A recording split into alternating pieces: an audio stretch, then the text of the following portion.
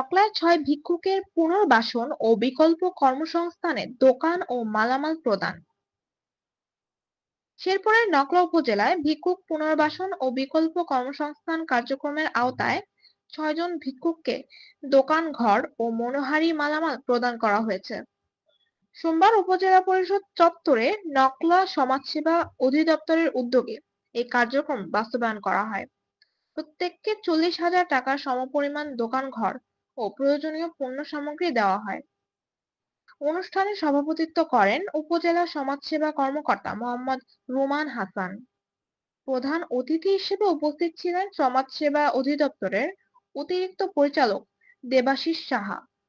এছাড়াও অনুষ্ঠানে উপস্থিত ছিলেন শেরপুরের জেলা সমাজসেবা কর্মকর্তা এটিএম আমিনুল ইসলাম এবং নকলা উপজেলা নির্বাহী কর্মকর্তা মোহাম্মদ জাহাঙ্গীর আলম। অতিথিরা তাদের বক্তব্যে বলেন, এই কর্মসূচি সুবিধাবঞ্চিত মানুষদের সমাজের মূল ধারায় ফিরিয়ে আনতে সহায়ক ভূমিকা রাখবে। ভোরের সময়, নকলা, শেরপুর।